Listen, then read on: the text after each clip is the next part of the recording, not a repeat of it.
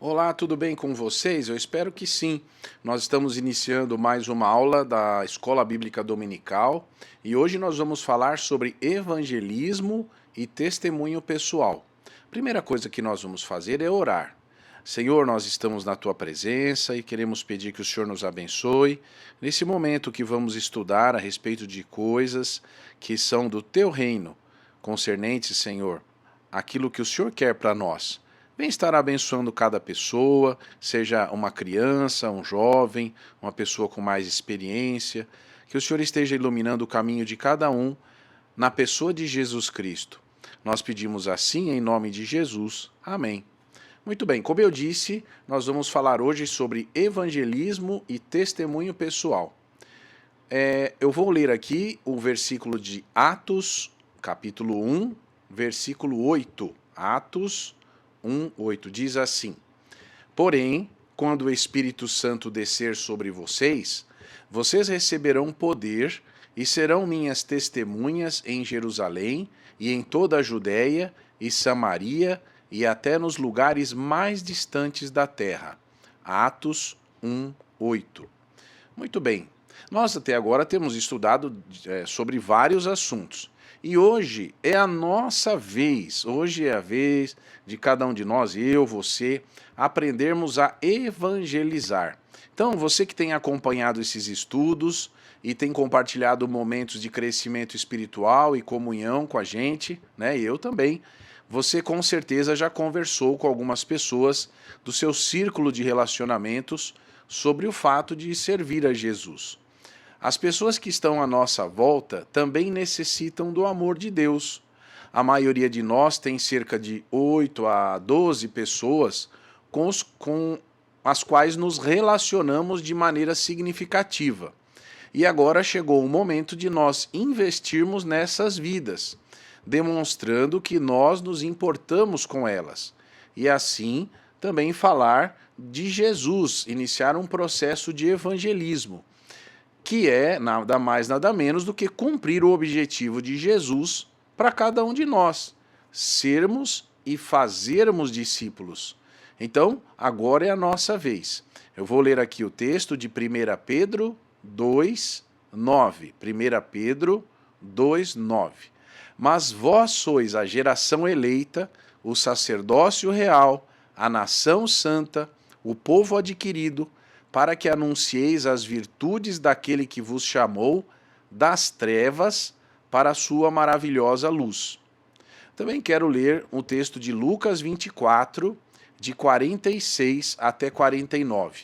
E disse-lhes: Assim está escrito, e assim convinha que o Cristo padecesse e ao terceiro dia ressuscitasse dentre os mortos, e em seu nome se pregasse o arrependimento e a remissão dos pecados em todas as nações, começando por Jerusalém. E destas coisas vós sois testemunhas. E eis que sobre vós envio a promessa de meu Pai. Ficai, porém, na cidade de Jerusalém, até que do alto sejais revestidos de poder. Lucas 24, 46 a 49. Estes dois textos apresentam uma tarefa específica, como crente em Jesus Cristo, de anunciar os atos poderosos de Deus, que nos chamou da escuridão para a sua maravilhosa luz.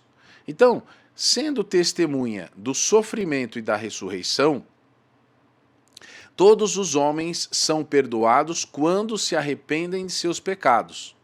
Uma testemunha é alguém que possui evidências e pode compartilhar o que vivenciou a partir do momento em que Jesus entrou na vida dela. O primeiro passo para que isso aconteça é orar pelas pessoas que estão perdidas, longe de Jesus. A ideia é que a gente crie uma lista de oração, identificando as necessidades espirituais de cada pessoa que Deus colocou no seu coração, que você deve falar de Jesus para elas. Então a primeira coisa é fazer essa lista, orar pelas dificuldades, clamando a Deus para que estas pessoas que você colocou ali sejam libertas. As pessoas apresentam algumas desculpas e elas colocam isso como dificuldades ou fortalezas que dificultam quando nós falamos do evangelho. Vamos ver aí alguns exemplos. Olha, primeiro a pessoa diz assim: eu vou estudar sobre esse assunto, eu tenho uma obsessão para estudar sobre esse assunto.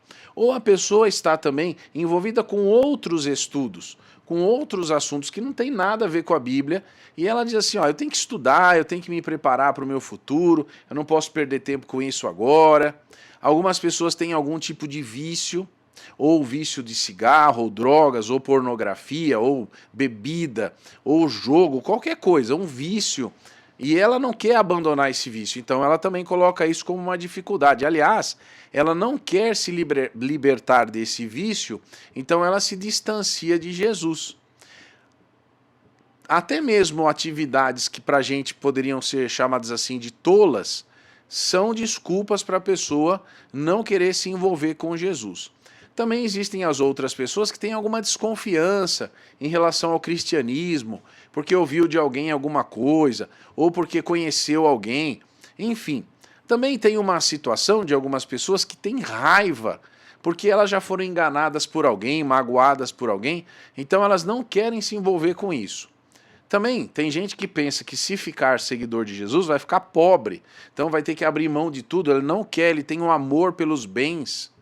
As pessoas também têm um sentimento de orgulho, de autopreservação. Outras têm um sentimento de que se elas se tornarem servos de Jesus vão ser inferiores. Outros também dizem assim: olha, eu não tenho tempo para nada, eu ainda vou ter que me envolver com isso daí, não vai dar certo. Então, eu tenho muitas atividades. Enfim, as pessoas podem apresentar um monte de desculpas. Pense aí agora em algumas desculpas, ou assim, você pode até ficar lembrando de algumas desculpas que alguém já deu para não seguir a Jesus Cristo. Mas eu quero falar uma coisa: todas as pessoas necessitam do amor de Jesus. Então, o nosso primeiro objetivo é orar por estas pessoas. Escolha, assim, diga para alguém que você conhece: ore, me ajude em oração por isso. Né? E apresente também as dificuldades que estas pessoas apresentam. Por exemplo, se uma pessoa diz assim: eu não tenho tempo, ore por isso. Fala, vamos supor que seja o João. O João falou: olha, eu não tenho tempo. Você vai orar, dizer: Senhor, ajuda que o João tenha tempo para se envolver com as coisas, porque ele afirma que não tem tempo. Você ora pela pessoa e pela dificuldade que ela está apresentando, né? Agora, também quero falar que evangelizar é compartilhar o seu testemunho. A maior parte dos cristãos é alcançada pelo testemunho de algum amigo ou de algum parente. Essa informação indica que nós devemos estar preparados para contar a experiência que a gente teve de conversão com essas pessoas que são do nosso círculo de relacionamentos. Então, pense aí. Você que já segue a Jesus Cristo, não teve alguém lá no passado, na sua história, não importa se foi muito antes ou recente, que comentou, que contou para você o que é Jesus para ela? Que contou o testemunho da vida dela em relação a Jesus? Então, pense aí agora na sua vida. Quais foram os eventos ou as situações que levaram você a se converter a Jesus? A segunda coisa que você deve pensar: quais situações, desde a sua conversão, que você tem percebido, que tem demonstrado o amor e a proteção de Deus sobre a sua vida? Olha, um exercício prático, se você tiver um tempinho aí, dá uma pausa nisso que eu estou falando aqui e vai lá para a Bíblia, no livro de Atos, capítulo 20 e o capítulo 22, e leia na sua Bíblia o testemunho de Paulo, que talvez seja um exemplo que possa ajudar você para os eventos que, assim, você tenha lembrança dos eventos que levaram à sua conversão. Tá bom? Agora, é uma coisa muito importante que eu vou falar aqui. você deve pegar um caderno, tá bom? Pegue um caderninho aí, você pega um caderno, uma caneta e você vai fazer um exercício agora. Você vai colocar a sua experiência de conversão por escrito. Por que isso? Porque isso vai ajudar muito você quando você for contar para alguém, para você organizar as ideias aqui. Você precisa responder nesse testemunho 3 perguntas. Eu vou dizer quais são, tá bom? A primeira pergunta é: como eu era antes de me tornar cristão? Como era a minha vida antes de conhecer a Jesus? Então você vai colocar aqui respondendo essa pergunta. Antes. Então você vai colocar antes de Cristo e vai colocar a sua história. Ela pode ser uma história longa, uma história comprida, mas você vai colocar como era isso. A segunda pergunta que você vai responder é como foi que você conheceu a Jesus.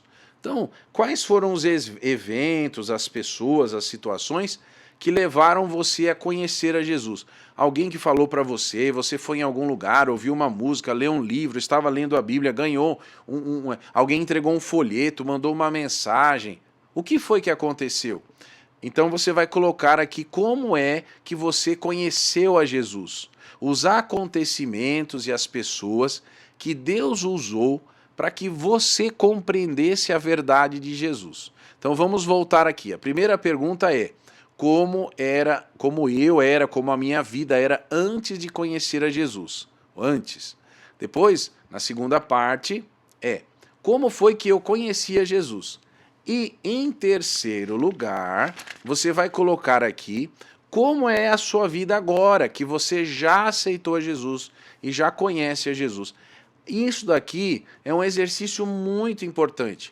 Você pare aí, reserve um tempinho e responda a essas 3 perguntas, tá bom? Se você tiver alguma dificuldade, procure alguém que já é da igreja para que possa ajudar você. Mas isso, de fato, eu digo e insisto, é muito importante que você coloque esse testemunho pessoal por escrito num papel. Isso vai ajudar muito você quando você for falar de Jesus. Quem está se preparando para o batismo, obrigatoriamente deve fazer esse exercício, porque mais para frente você vai apresentar esse exercício lá para mim, tá bom? Então faça isso. Esse é o seu testemunho que a gente, quando vai se batizar, nós chamamos de pública profissão de fé. Então faça esse exercício que é muito importante, essas 3 perguntinhas. Agora vamos para um outro ponto aqui. Por que algumas pessoas não evangelizam? É uma pergunta, né? Por que os crentes não evangelizam as outras pessoas?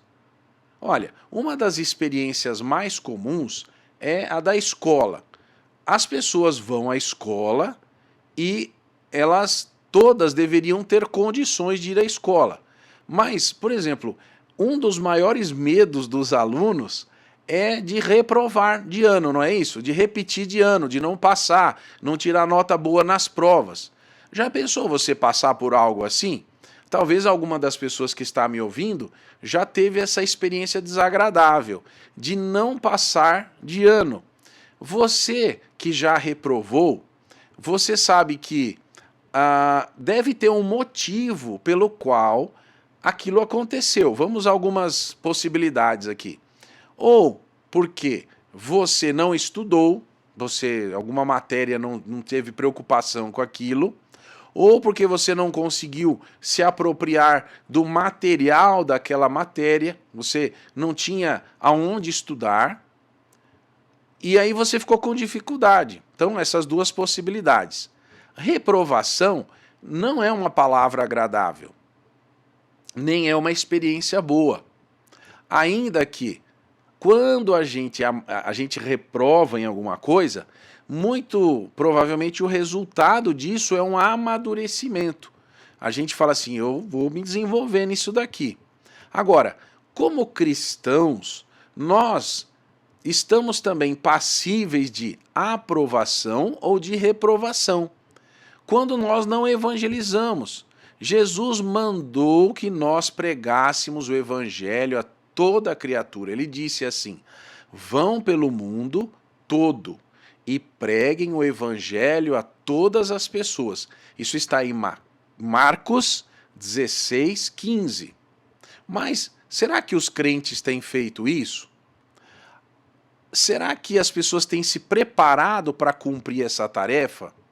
Jesus nos chamou para pescar pessoas. Lá em Lucas 5:10 ele diz assim: de agora em diante você será pescador de homens. Nós não somos observadores de pesca, nós precisamos ser pescadores.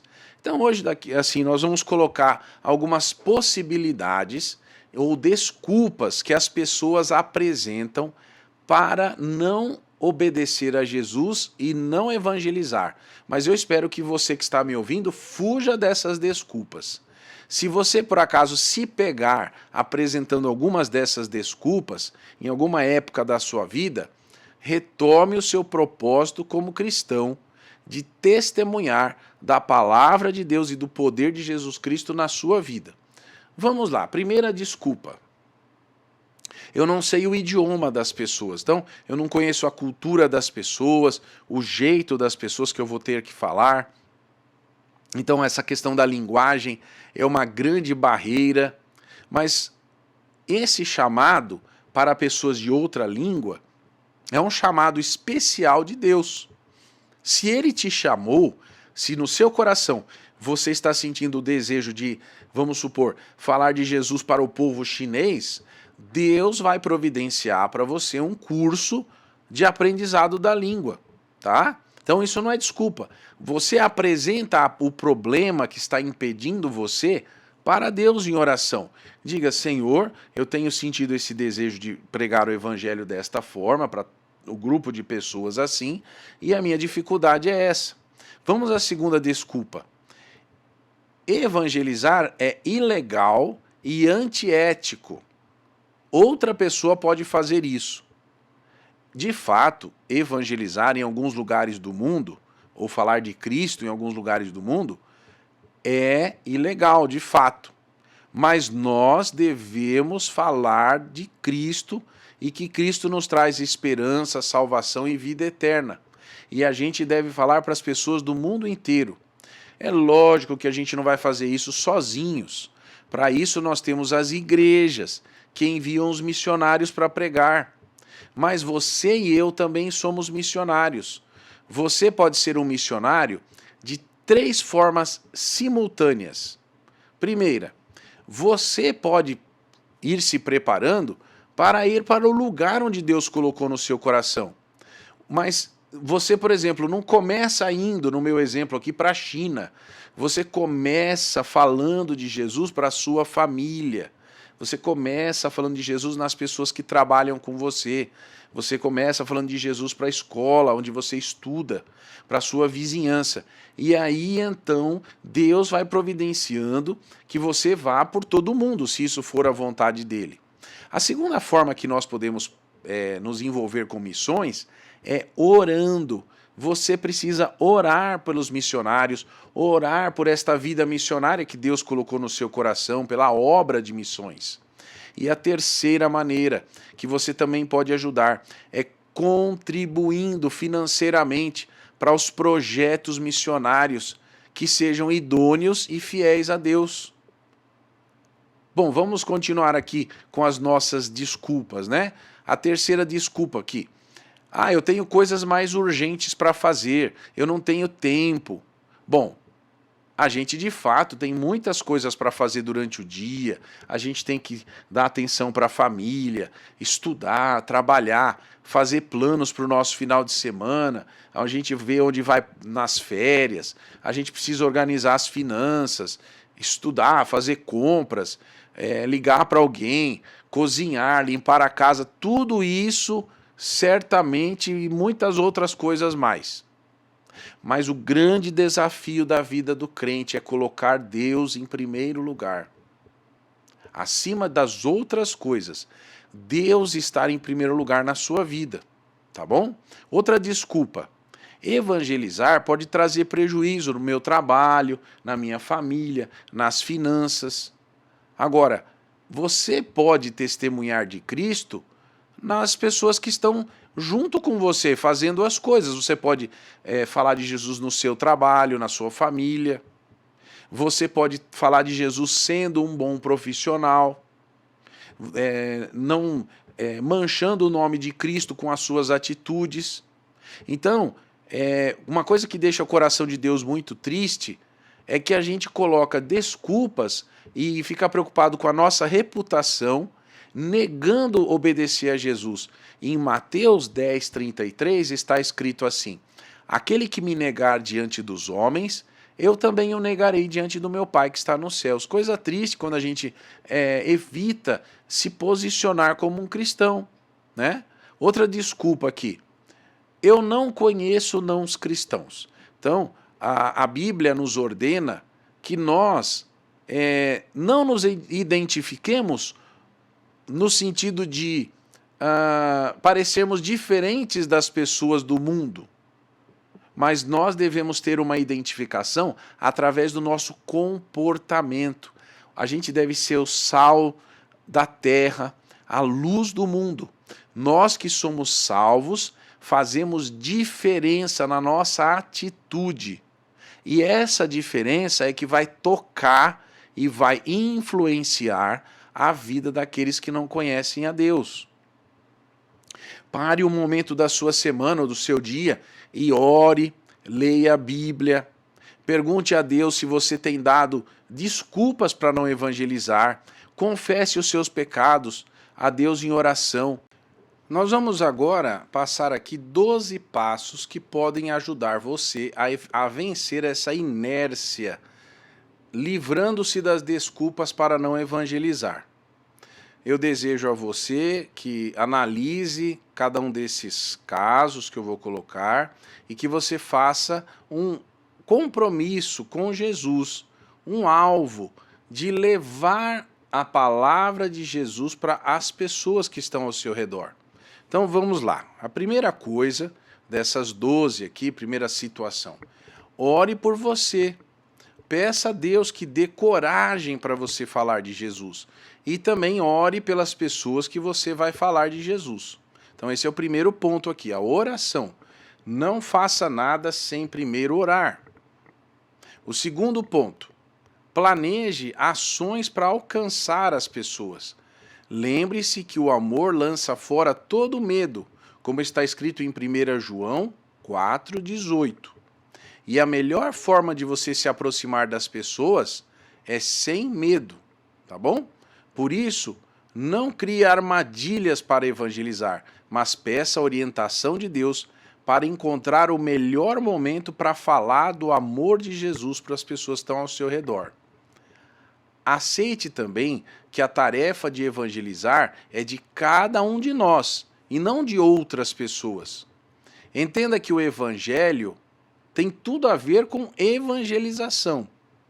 Seja fiel à sua lealdade com o Senhor e à glória de Deus. Em sexto lugar, mostre o amor de Jesus pelas pessoas em todo o tempo. Sétimo, prepare-se para evangelizar por meio do seu testemunho pessoal, conforme a gente já disse aqui, aquelas 3 perguntinhas que você pode contar para a pessoa, e também através do seu crescimento na palavra de Deus e no seu relacionamento com outras pessoas. Oitavo, junte-se ao propósito do Senhor e conheça a vontade dele. Nós conhecemos mais a Deus quando nos unimos a ele, na obra que ele está fazendo de divulgar o próprio nome dele. Ame as pessoas, mesmo sem ser amado por elas. Em 10º lugar, tema a Deus e não as pessoas. 11º lugar, pare de apresentar desculpas da sua responsabilidade de evangelizar, ou de contribuir com missões, ou de ser um intercessor da obra que Deus está fazendo tanto na nossa cidade como no mundo inteiro.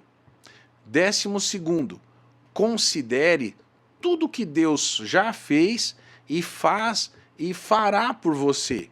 Ele não é digno de ser glorificado por meio de seu testemunho, por meio do seu evangelismo e da sua pregação?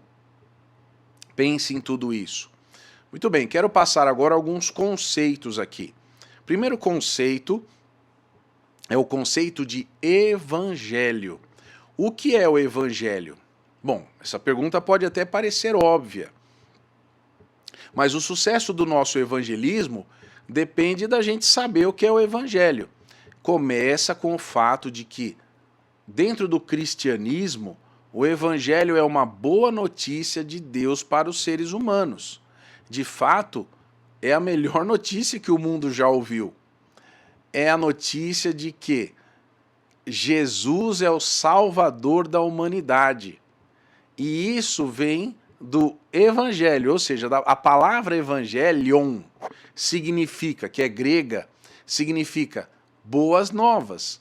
As boas novas começam ao você afirmar que as coisas não estão bem para nós e que, apesar de Deus ser amor, ele é justo em cumprir os seus decretos.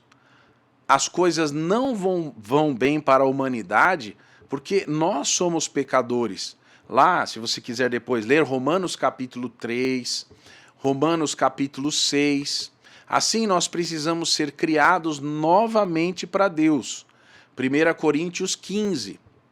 E sem Cristo nós estamos mortos nos nossos delitos, nas nossas ofensas contra Deus. Ou seja, o pecado. Isso também pode ser visto em Efésios capítulo 2. Observe que para a Bíblia o termo pecado é muito sério.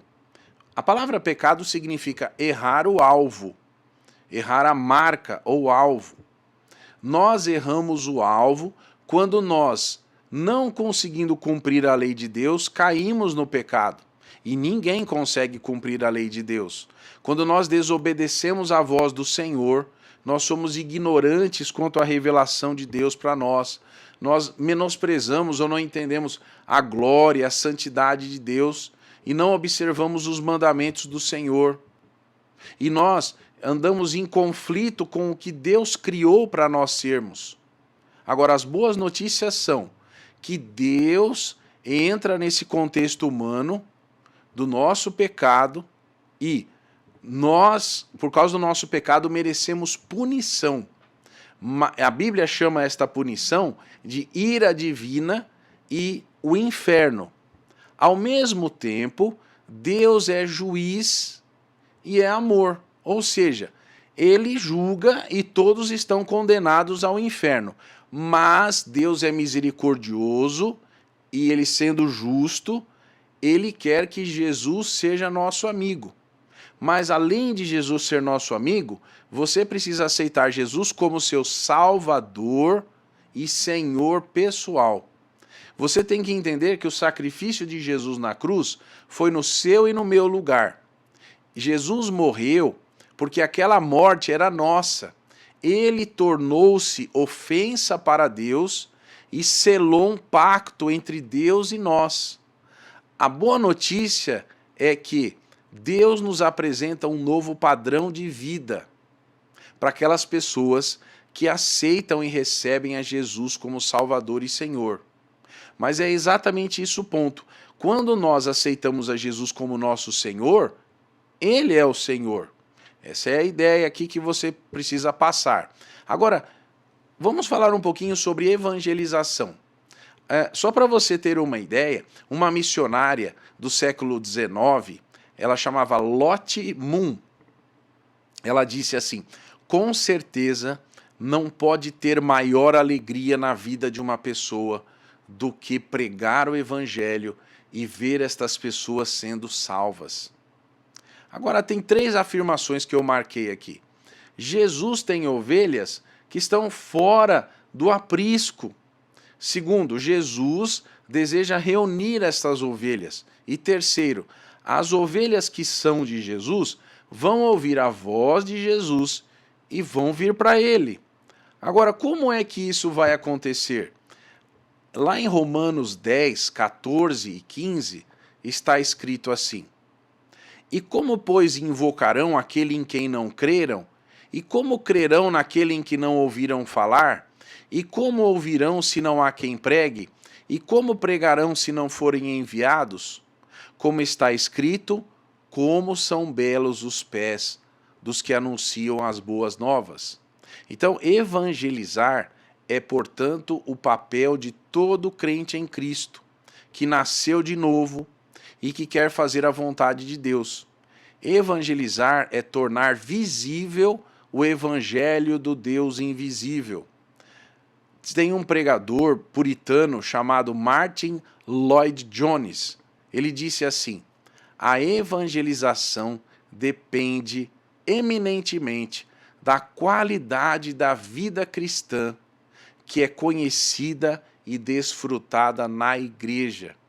Em outras palavras, à medida que você cresce espiritualmente em sua igreja local, mais você evangeliza. Não é assim que tem que ser na nossa vida? Um homem chamado John Bunyan, em 2008, ele escreveu assim: Deus tem feito em nós é mais importante do que os nossos sermões. O que Deus tem feito em nós é mais importante do que os nossos sermões para levar as pessoas a Cristo. Deus usa a história de pessoas que tiveram encontros com Ele. Gente que foi tocada por seu amor e tornou-se nova criatura. Pense nisso por um instante. Evangelização é mostrar a clareza do Evangelho em atos e palavras.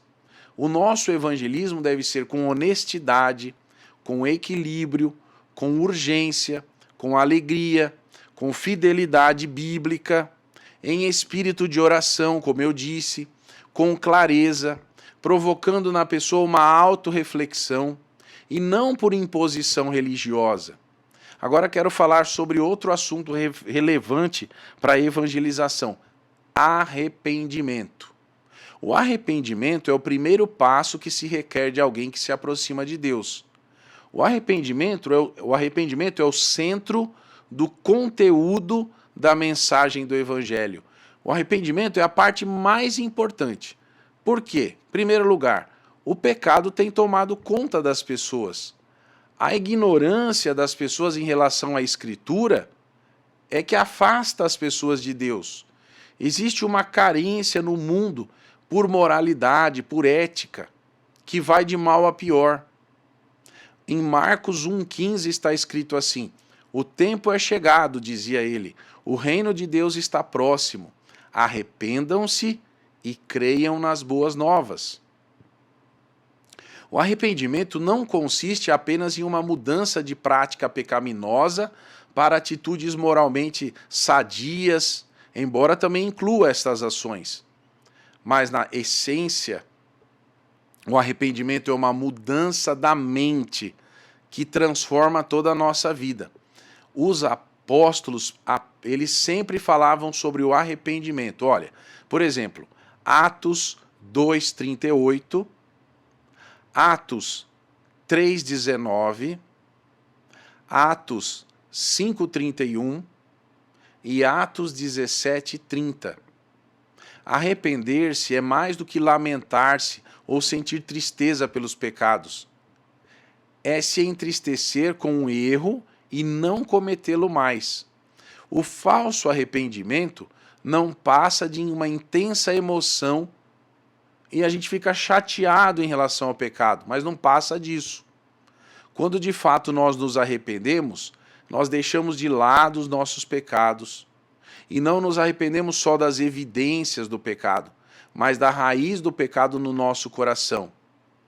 Para Warren Wiersbe, o arrependimento implica em reconhecer que as palavras de Deus são verdadeiras e, por esse motivo, transformam a nossa maneira de encarar os nossos pecados e de aceitar a Jesus Cristo como Salvador. Então, eu vou falar aqui 7 princípios do arrependimento. Primeiro lugar, o arrependimento é um dom de Deus. Segundo lugar, não é um acontecimento único, mas é uma atitude constante. Não é meramente abandonar o que você faz, mas abandonar o que você é. O arrependimento verdadeiro é para Deus, não é uma autopreservação. O arrependimento lida com os frutos do pecado e com as raízes. O arrependimento não é secreto, mas é público. Ele é evidenciado por nossos atos e nossas palavras. Alguém que verdadeiramente se arrependeu pode ter consequências boas ou ruins em sua vida. E isso não importa, porque ele continua entendendo que se arrependeu. O arrependimento não é o mesmo que conversão. A conversão guarda em si o arrependimento e a fé em Cristo. Arrepender-se dos seus pecados é uma pessoa depositar a sua fé em Jesus. Isso significa uma mudança no rumo da sua vida. Você deve estar claro com o objetivo e o significado do arrependimento. O evangelismo equilibrado apresenta ao pecador tanto o arrependimento como a fé. É verdade que Deus é longânimo para com os pecadores, mas também é verdade que a paciência de Deus um dia vai ter fim. Por isso, o verdadeiro testemunho inclui que nós também temos más notícias para algumas pessoas. As pessoas que não se arrependerem e não se converterem, elas estão perdidas e vão para o inferno. Muito bem, vou continuar aqui. Como evangelizar? São duas as ferramentas que nos auxiliam na tarefa de evangelização. Eu quero que você conheça hoje duas delas. Primeiro, uma chamada escala de Engel.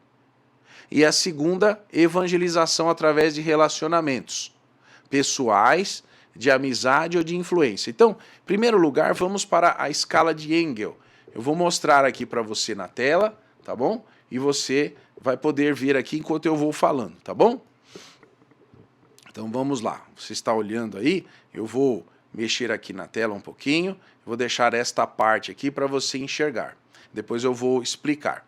Bom, essa escala aqui procura auxiliar você, que é discípulo de Cristo, a compreender facilmente o papel de Deus na evangelização.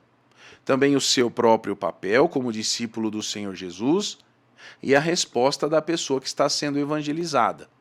O discípulo irá evangelizar e cooperar com Deus de acordo com o nível de resposta que o não crente poderá dar.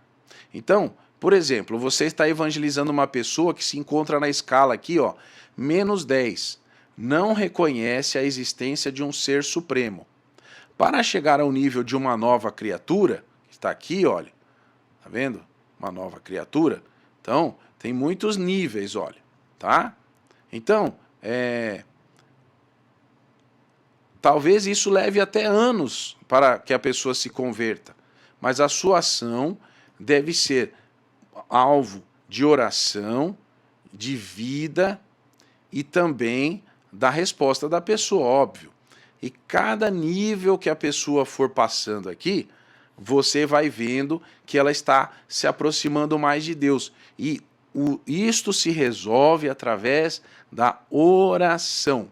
Quando alguém sai de um nível para outro, isso implica assim afastar de alguma situação e se aproximar de Deus. Agora, se alguém vai do nível, por exemplo, -9 para -10, significa que ela está se afastando mais de Deus. Agora, com certeza, quando uma pessoa vai subindo aqui nesses níveis que nós vamos comentar, isso é uma ação de Deus na vida da pessoa. Você vai observar a ação de Deus. Mas vamos ver então esta escala aqui, olha. Tem 3 momentos aqui, ou 3 situações. A situação que é a situação que tem a ver com Deus, tá bom? Ó, veja só. A situação que Deus age, você vê aqui a pessoa que está sendo evangelizada, e você, nesse caso, é o chamado discipulador, que você cultiva um relacionamento com a pessoa, tá bom? Aqui, ó, você vai semeando na vida da pessoa, plantando na vida da pessoa situações para que o evangelho possa ser compreendido. Então vamos ver aqui a escala para ficar mais fácil. Olha, primeiro, pode ser que você conheça alguém que nem reconhece a existência de um ser supremo. Aqui nessa escala é -10, quer dizer, está longe. Olha aqui, ó, longe de ser uma nova criatura. Mas você vai orar por essa pessoa. De repente, em algum momento, alguma circunstância da vida, o Espírito Santo de Deus toca nessa pessoa e ela passa a reconhecer a existência de um ser supremo, mas ainda ela não tem assim um conhecimento do eficaz do evangelho, tá? Aí, com oração, com convivência, você vai ter um relacionamento inicial com o evangelho. Depois, olha, -7, uma atitude, você está vendo aí, né? Uma atitude para o discípulo. Depois, a pessoa reconhece os elementos fundamentais do evangelho, entende as implicações do evangelho. Agora, aqui, esses 4 níveis aqui, são níveis onde a pessoa já está muito próxima de, vamos dizer assim, de ser regenerada pelo Senhor. E você que semeou na vida dessa pessoa, você que orou, você que cultivou um relacionamento, você vai colher isso. Olha, através de como? Reconhecer que existe um problema, né? Que reconhece seu problema pessoal. Aí tem aqui decisão para agir. Ela quer.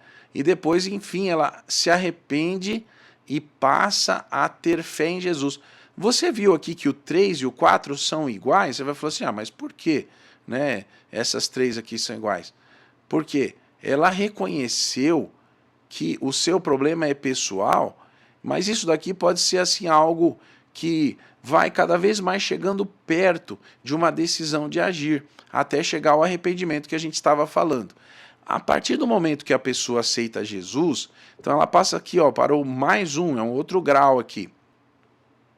Ela avalia que ela teve a decisão, aí ela se integra a uma igreja local, ela tem um crescimento conceitual e no seu procedimento, ela passa a ter mais comunhão com Deus, passa a entender que ela é uma pessoa que tem as coisas mais que pertencem ao Senhor, e o nível mais alto aqui é quando essa pessoa passa agora a falar do Evangelho para outras pessoas.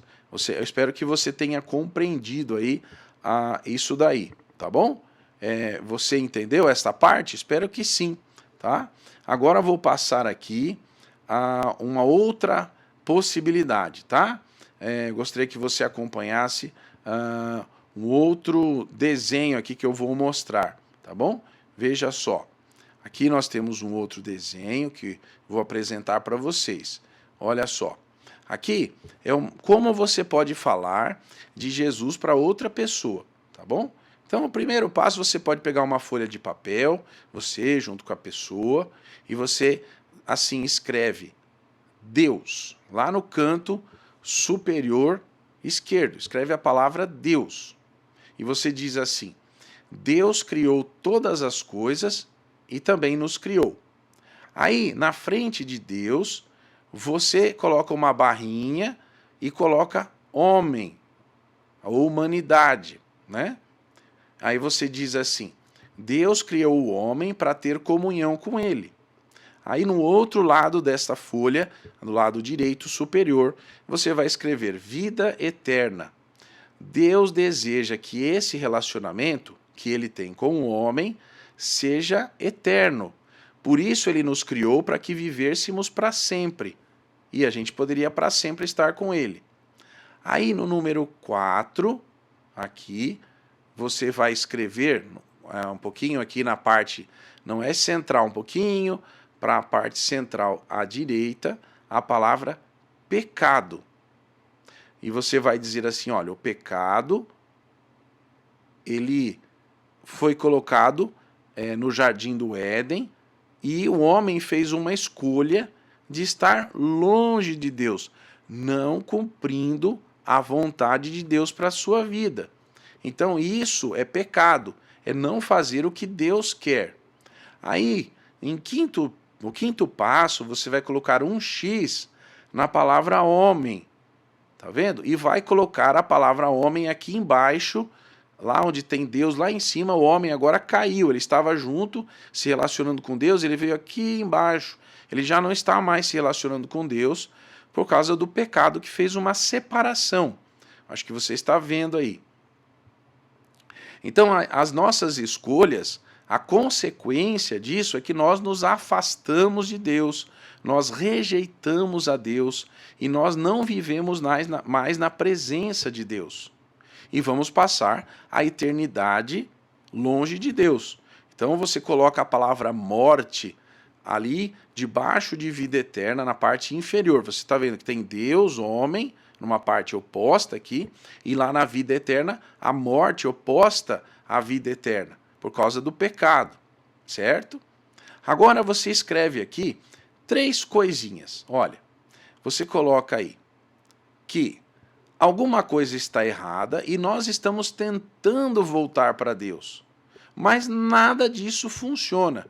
Você pode, por exemplo, frequentar uma igreja, pode fazer boas obras, pode buscar outras religiões, mas nenhuma dessas atinge o alvo que Deus fez para o homem. Porque não são estas coisas que agradam a Deus para a salvação. Então, agora você vai desenhar, depois dessas 3 setinhas, uma cruz. Você está vendo como a cruz aqui, olha, ela sai aqui da morte, né? Faz o contorno aqui no pecado. Embaixo de pecado você escreve Jesus. E lá do céu, lá de cima, você faz a outra parte, faz uma cruz. Muito bem. Agora, você vai falar para a pessoa que Jesus morreu na cruz para pagar o nosso pecado. E através do fato dele se tornar pecado no nosso lugar, ele nos faz voltar para Deus. Ele levou todos os nossos pecados na cruz. E aí ele ressuscitou. E em Jesus nós não estamos mais separados de Deus. Aí você escreve aqui do lado da cruz, João 3,16. Você pega a sua Bíblia e abre em João 3,16 e diz para a pessoa, olha, porque Deus amou o mundo de tal maneira que ele entregou seu Filho unigênito para que todo aquele que nele crê não pereça, mas tenha vida eterna. E assim você fala, né, que é a sua verdade, eu agora compreendi que Jesus deu a vida por mim e eu aceito a Jesus como meu Senhor e meu Salvador. Então, você agora pergunta para a pessoa se ela também não quer aceitar a Jesus como Salvador e Senhor da vida dela. E aí você ora, independentemente da situação que essa pessoa respondeu. Se essa pessoa respondeu, sim, eu aceito, você ora agradecendo a Deus. Se ela disse, olha, eu não concordo com nada disso, eu entendo isso, mas não é o momento de eu aceitar, ou eu não quero pensar nisso agora, você continua em oração. O que foi que você fez? Você pregou o evangelho para ela. Você disse sobre o plano de Deus para a salvação. Você até desenhou para ela. Então, agora essa pessoa está sendo convidada a aceitar a Jesus. Se ela não aceitou, deixou a sementinha lá no coração dela. Tá bom? Eu espero que você tenha aprendido algo muito especial com o nosso encontro de hoje e que Deus abençoe sua vida em nome de Jesus. Um grande abraço para você e nós vamos terminar nosso encontro de hoje com uma oração. Senhor nosso Deus e nosso Pai, faz de cada um de nós evangelistas. Ó Deus, que nós falemos de Jesus para todas as pessoas. Abençoa os nossos queridos que acompanharam a aula de hoje aqui, com alegria, com paz, com vigor, com o desejo de te servir. E que nós sejamos servos fiéis. Ó Deus, abençoa a nossa vida, as nossas palavras. Que todos que se encontrarem conosco saibam que somos servos de Jesus. Nós assim pedimos em nome de Jesus. Amém. Tchau, pessoal. Que Deus abençoe vocês. Até uma próxima oportunidade.